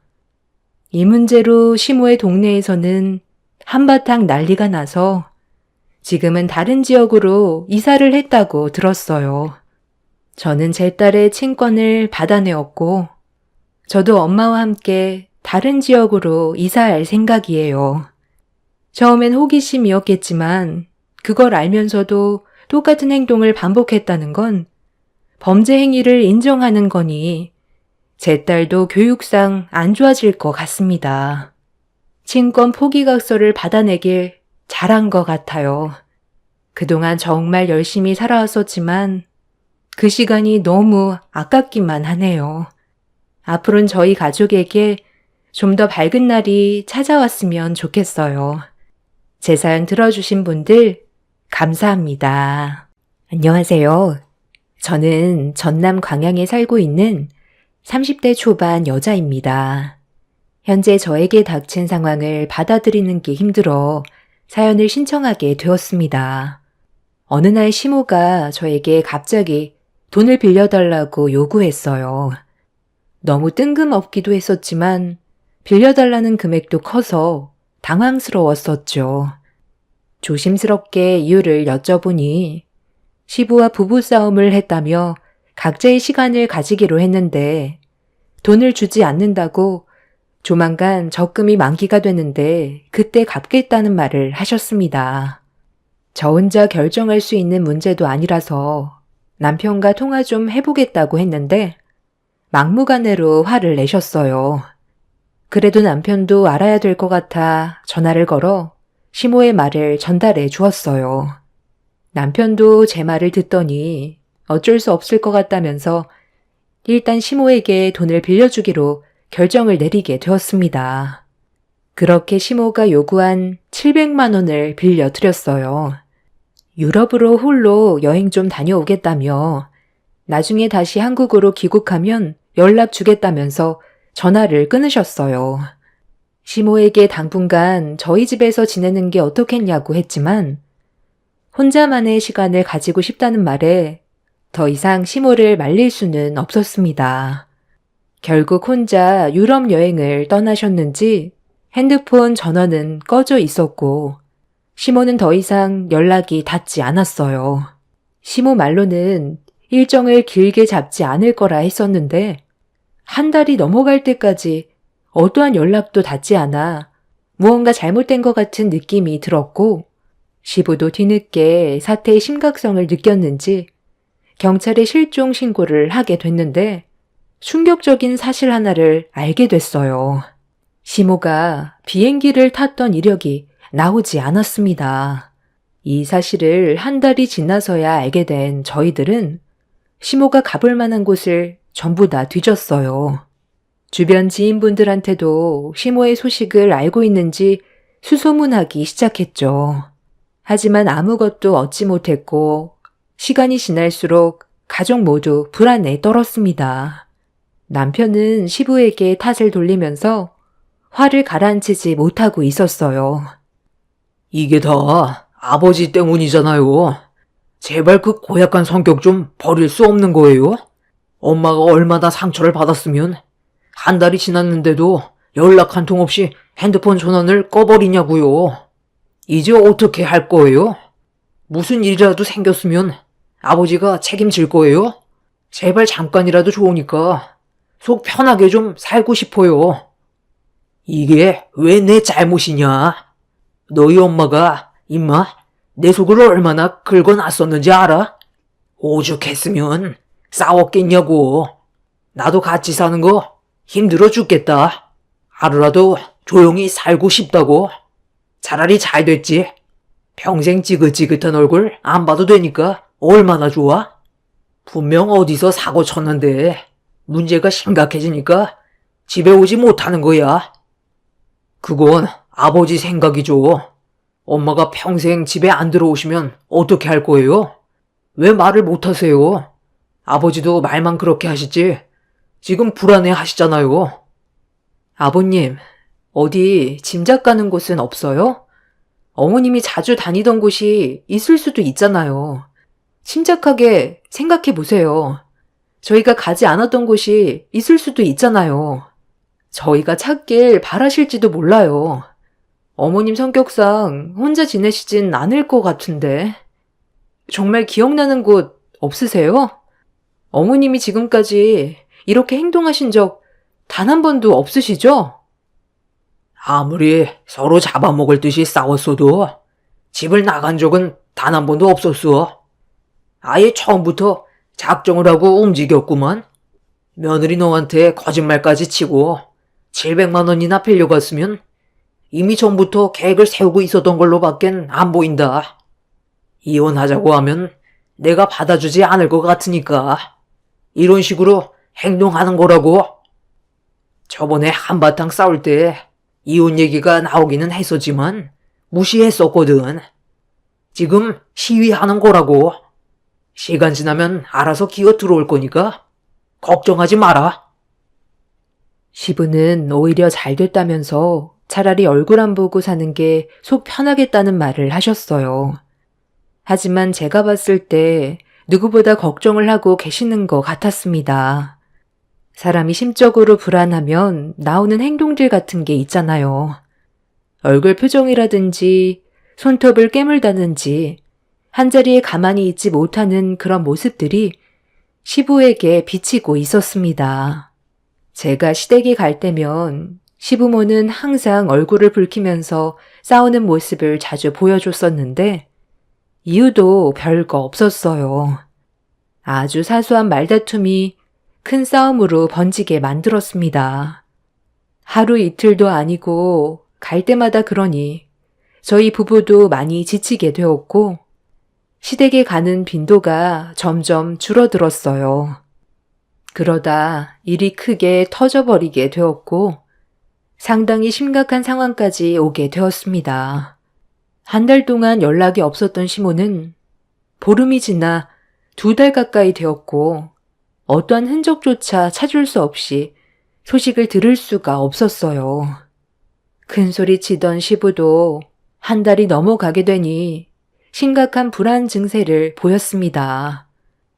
경찰서에서도 외부 활동을 한 흔적을 찾아볼 수가 없다며 걱정을 많이 했었어요. 이렇게까지 장시간 아무 연락도 없이 행동한 적이 없으셔서 범행을 당했을지도 모른다는 상상까지 하게 되었습니다. 저희 가족은 한 달 보름이 지나가는 시점부터 시모를 봤을 만한 지역을 돌아다니면서 만들어 두었던 전단지를 배포했어요. 남편은 하루도 빠짐없이 술에 의지했고 시부 또한 제정신이 아니었습니다.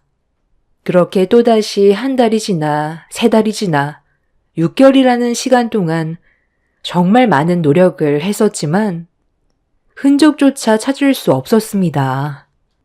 시부는 시모가 살아 있었다면 분명 연락을 했을 텐데 이렇게까지 장시간 한마디 말도 없이 사라지는 않았을 거라며 시부에게는 연락을 하지 않아도 저와 남편에게는 문자라도 남겼을 거라고 하셨어요. 저희가 불안해하는 걸 알기 때문에 시부의 말대로 시모가 연락을 안 할 리는 없었어요. 시부와 싸우는 날이면 꼭 저에게 전화하셔서는 온갖 불만을 다 털어놓으셨고, 제가 시모의 말을 들어줬던 터라 저희 부부에게 의지하는 부분들이 많았습니다. 그런데 전화 한 통 없었다는 건 분명 시모의 신변에 심각한 문제가 생겼다는 걸로밖엔 안 보였어요. 너희 엄마가 아무래도 어딘가에서 사고로 세상을 떠났을 것 같은 불안한 느낌이 든다. 벌써 연락 한 통 없이 지낸 지 6개월이나 지났다. 너희들한테 빌려간 700만 원은 벌써 바닥이 났을 텐데 아직까지 나타나지 않는다는 건 그 돈을 누군가 갈취하고 범행을 저질렀을 가능성이 상당히 큰 것 같다. 경찰도 700만 원을 한꺼번에 인출한 게 문제가 됐을 수도 있다는 말을 했었잖아.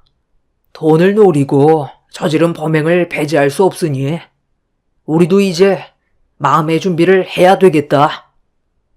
그래서 아버지는 지금 어머니가 범행의 대상이 돼서 세상을 떠났을 가능성이 크다는 거예요? 엄마가 그렇게 되길 바라고 있는 건 아니고요? 당신 너무 흥분한 것 같아. 좀 진정하고 앞으로 어떻게 해야 할지 의논을 해야지. 감정적으로 나온다고 해서 달라지는 건 아무것도 없다는 거 당신도 잘 알잖아. 내가 지금 흥분 안 하게 생겼어? 아버지가 엄마를 얼마나 못살게 굴었으면 집을 나가겠소. 그때도 혼자 유럽 여행 가신다고 하셨을 때 우리가 끝까지 말렸는데도 아버지는 유럽 가서 다시는 돌아오지 말라고 하셨잖아. 그 말을 들었을 때 얼마나 큰 상처를 받으셨겠냐고.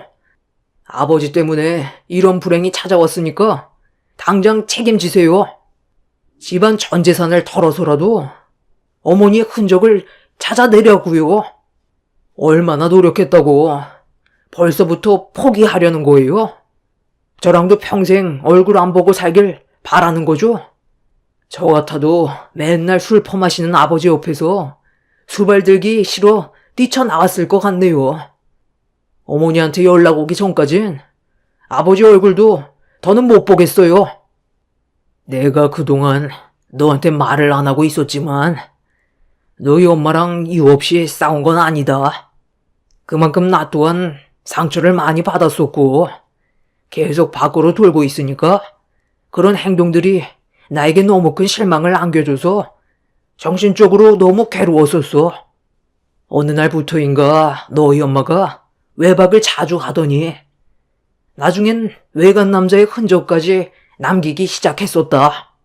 처음에 추궁했을 때는 강하게 부인했었는데 지속적으로 보이는 의심스러운 행동들은 결국 내가 뒷조사까지 하게 만들었어.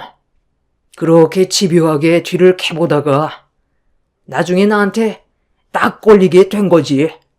너희 엄마가 다른 남자와 술집에 들어가는 걸 보게 되었고 나한테는 부부로 살면서 살결이 닿는 것조차 싫어하던 사람이 마주보고 있는 남자와는 손을 맞잡고 있더라고. 그걸 내가 봤을 때 내 속이 어땠을 것 같아? 네가 내 입장이었다면 술을 안 마실 수 있겠냐? 이 애비도 감정이 있는 사람이다. 너희들한테까지 말을 하게 되면 상황은 더욱더 심각해질 게 뻔하고 너희 엄마는 내가 생각하는 그런 게 아니라고 변명을 들어놓았지만 이미 나는 네 엄마에 대한 신뢰를 잃었었다. 혹시 알아? 범행이 아닌 너한테 돈을 달라고 했던 건 그 남자랑 살림 차리려고 나갔을 수도 있는 거다. 6개월이 지날 때까지 말을 안 하고 참아왔던 건 그래도 너희 엄마를 조금이라도 믿고 싶은 마음에 상황을 지켜본 건데 내 짐작이 맞는다면 범행보다는 다른 남자와 눈 맞아서 살림 차렸을 확률이 더 크다. 너는 내 말이 믿기지 않겠지만 나중에 너희 엄마 만나면 물어봐라. 그동안 알지 못했던 시부의 속마음을 듣게 됐을 때 저희 부부는 엄청난 충격을 받았어요. 시모가 항상 저와 남편의 얼굴만 보면 시부의 불만만 늘어놓았었고 시부는 거의 입을 다물고 있던 상태라 충분히 오해의 소지가 있었습니다. 상당한 충격에 할 말을 잃었던 남편은 먼저 자리에서 일어나는 시부를 바라보고만 있었습니다. 시부의 말이 전부 다 사실이라면 시모는 사라진 시간 동안 다른 남자와 살림을 차렸을 확률을 배제할 수가 없었어요.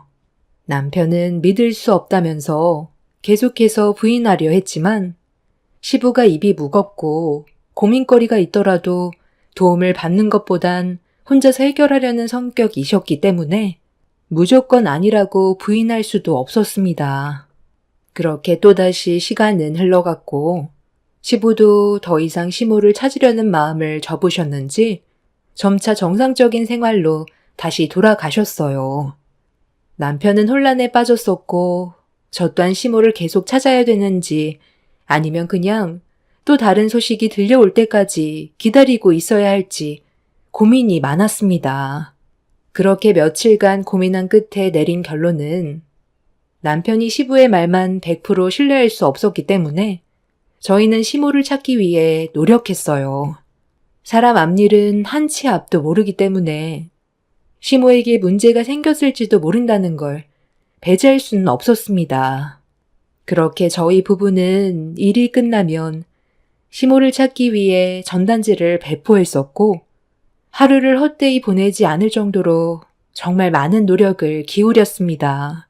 하지만 조금의 소득도 없었고 이런 삶이 저희들도 더 이상 버티기 힘들 정도로 많이 지쳐버리게 되었습니다. 그렇게 10달의 시간이 흘렀고 저희 부부도 거의 포기 상태였어요. 그동안 시모를 찾겠다고 노력했다가 저희 삶이 완전히 망가져버린 상태라 일단 살고 봐야 할 것 같아 저는 새로운 일자리를 알아보기 시작했어요. 전에 다니던 회사에서 업무에 지장을 준다는 이유 때문에 퇴사 권유가 있었던 터라 결국 다른 일자리를 알아볼 수밖에 없었습니다. 남편의 회사에서는 그래도 어느 정도는 인정해줘서 넘어갔었지만 저는 상황이 많이 달랐어요. 아무래도 시모를 찾는 데 있어서 정상적인 근무는 힘들 것 같아 아르바이트식으로 시간을 조절할 수 있는 쪽으로 알아보게 되었고 제 상황과 맞아 떨어지는 근무 조건인 일자리를 겨우 찾을 수 있었습니다. 간호조무사 자격증이 있었던 저는 산부인과에서 오전 시간에만 잠깐 일할 수 있게 조절할 수가 있었어요. 그렇게 면접을 보고 정해진 날부터 일을 하기 위해 산부인과를 찾았는데 그날 충격적인 경험을 하게 되었습니다. 산부인과에 들어가자마자 많이 들어본 목소리가 병실이 떠나갈 정도로 들려왔어요. 이른 아침부터 출산을 하고 있는지 비명소리가 산부인과에 울려 퍼지고 있었는데 출산 일정이 잡혀있는 분만실 차트를 보는 순간 제 두 눈을 의심했어요.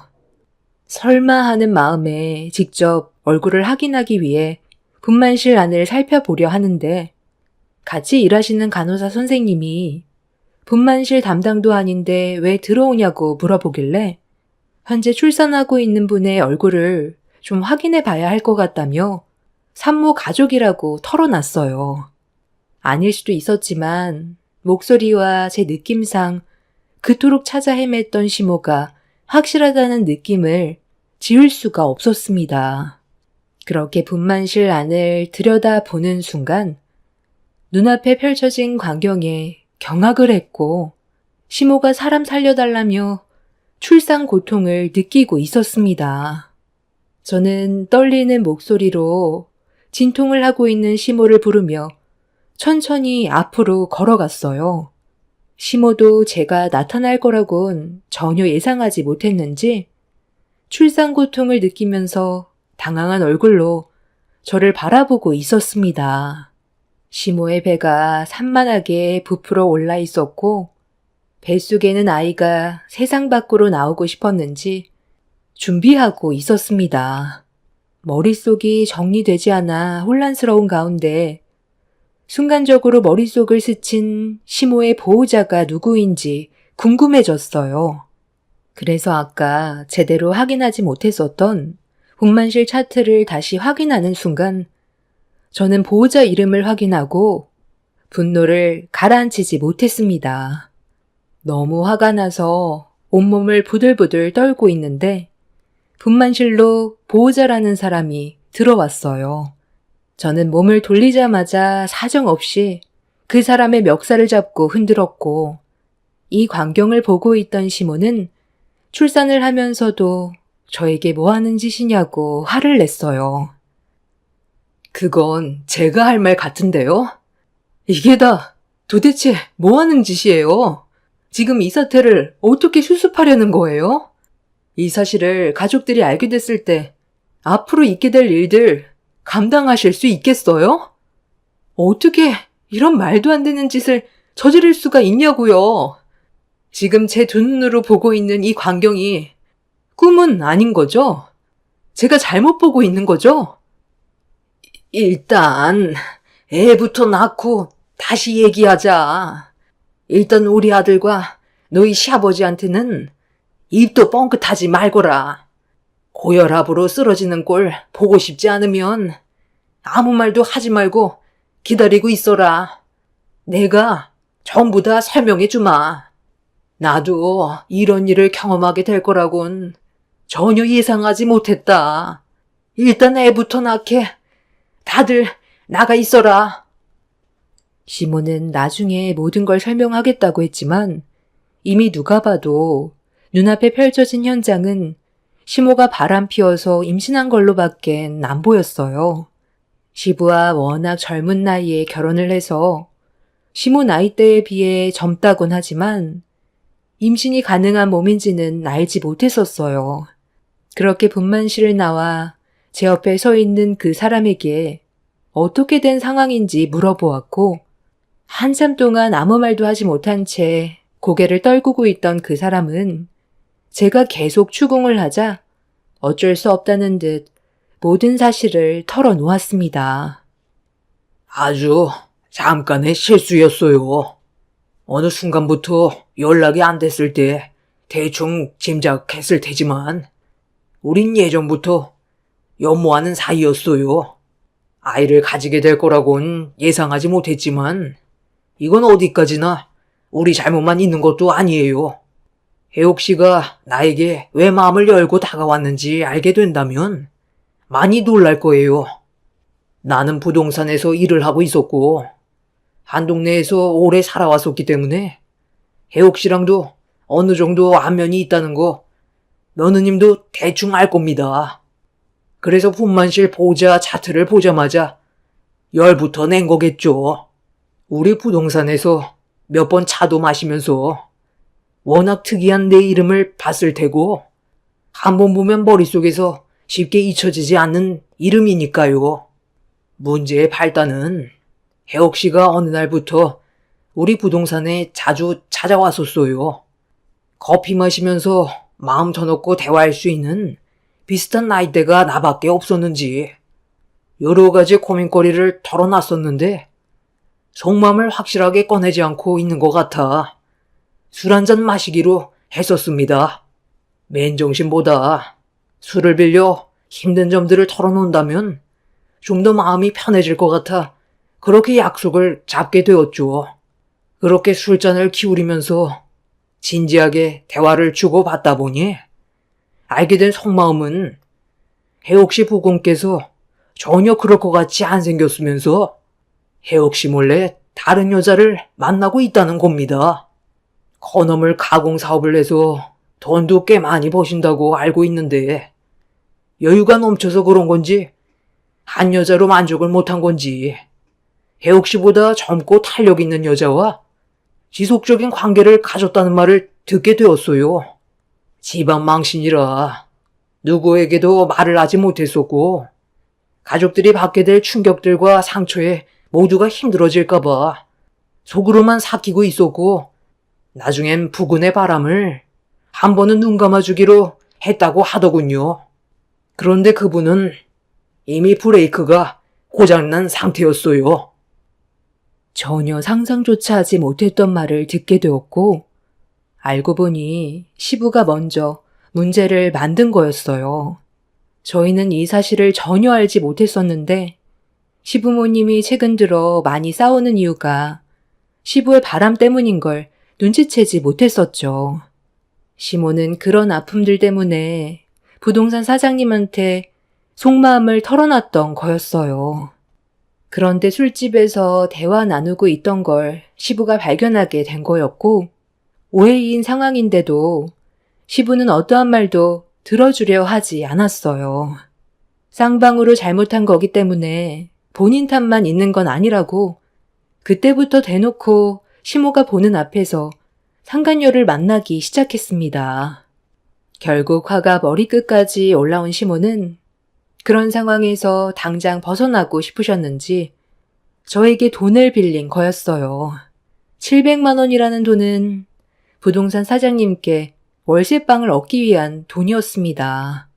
시부의 꼴을 보고 싶지 않았던 시모는 그렇게 잠적을 해버렸고, 이런 상황에 대해 부동산 사장님한테도 시모가 어디로 갔는지 물어봤었는데 전혀 알지 못한다고 했던 거였어요. 그런데 둘이 함께 있다 보면 정들고 눈 맞는다고 돌이킬 수 없는 결과를 가져오게 되었습니다.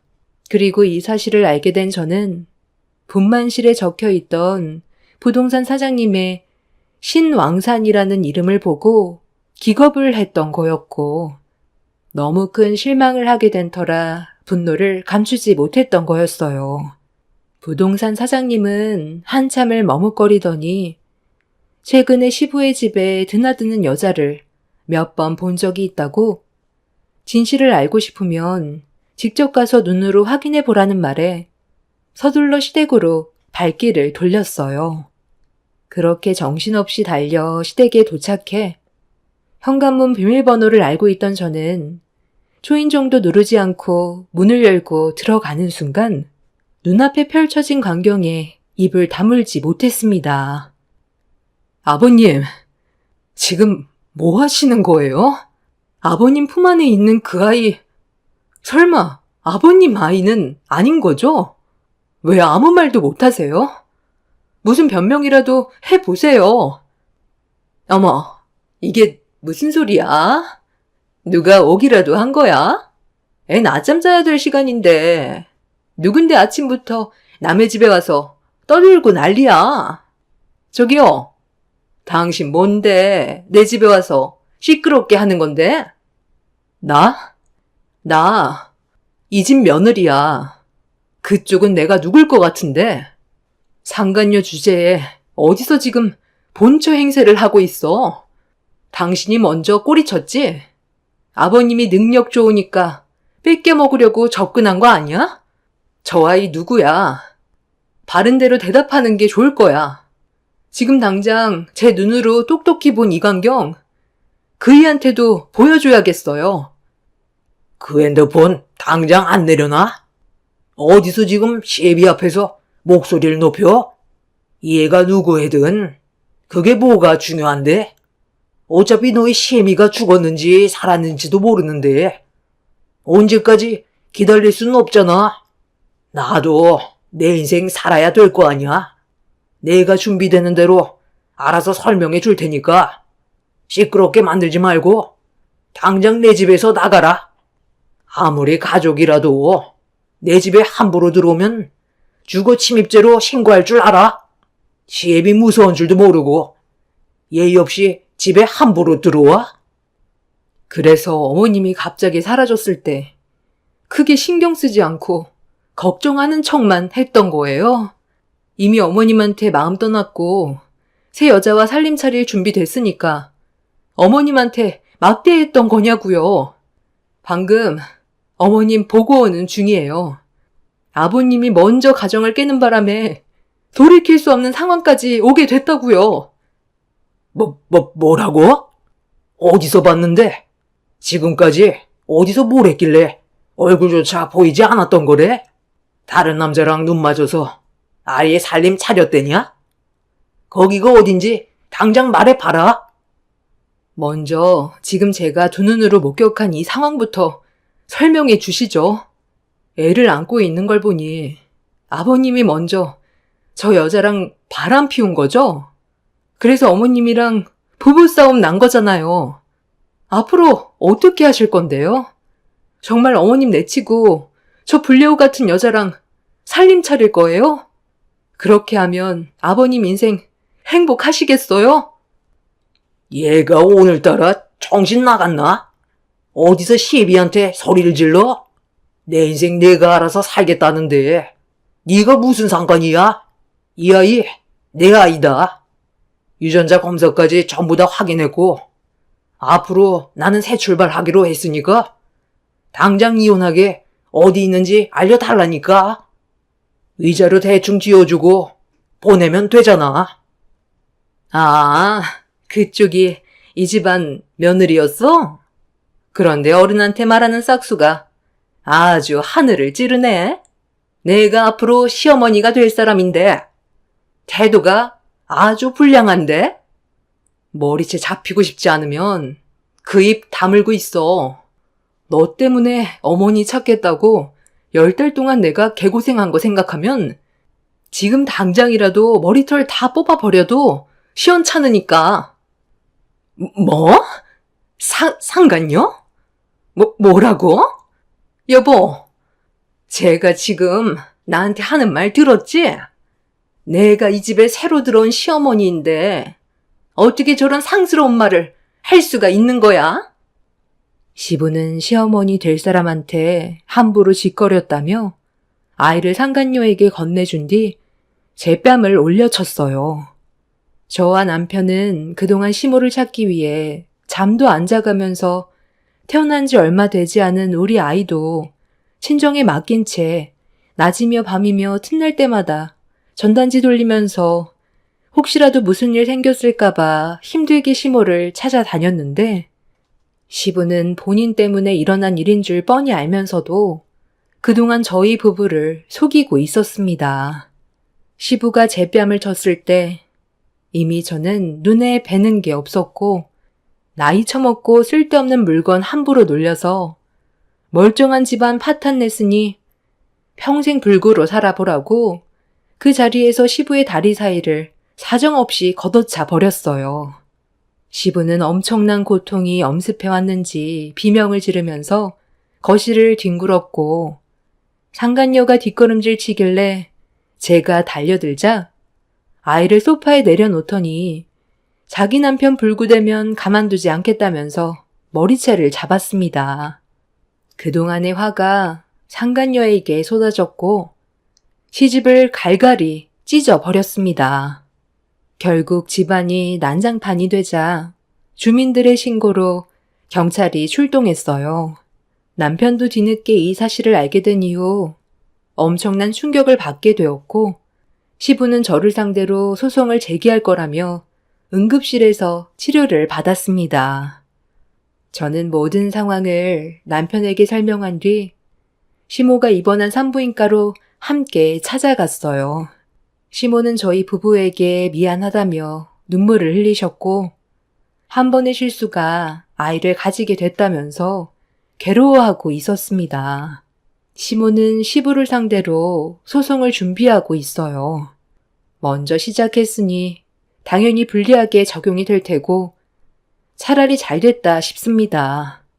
부동산 사장님은 그동안 제가 봤을 때 항상 챙겨주시고 좋은 모습만 보여주셨기 때문에 두 분이서 새로 시작하는 것도 나쁘지 않은 것 같았어요. 시부와 살면서 불행한 인생을 버텨가는 것보다 100번 옳은 일인 것 같습니다. 부동산 사장님은 아이는 없지만 이혼의 아픔이 한 번 있었기 때문에 서로에 대해 통하는 게 많아 보였어요. 남편도 처음에는 많이 놀랐지만 시모의 입장을 이해했고 시부에 대한 원망이 더 큰 것 같아요. 누가 봐도 시부 옆에 있는 그 상간녀는 불려우 같아 보였는데 나중에 호되게 당한 뒤에 후회해봤자 그때는 이미 시부 곁엔 아무도 남아있지 않을 것 같습니다. 유전자 검사를 했다던데 그건 시부도 그 여자에 대한 신뢰가 100%는 아니었기 때문에 불안해서 검사를 했을 거고 서류상 맞는다고 하니까 품에 끼고 있겠지만 제가 알기론 유전자 검사 서류도 조작이 가능하다는 말을 들었어요. 용지만 바꿔치기 했을 수도 있겠죠. 시모와 시부와의 법적 싸움이 오래 갈 것 같긴 하지만 변호사가 시모 입장에서 긍정적인 말을 해주셨어요. 누가 먼저 시작했느냐가 제일 중요한 것 같더라고요. 살다 보니 이런 충격적인 일들도 경험하게 되네요. 제 기막힌 사연을 들어주신 여러분들의 인생은 굴곡이 많지 않은 완만한 삶을 살아가셨으면 좋겠습니다. 감사합니다.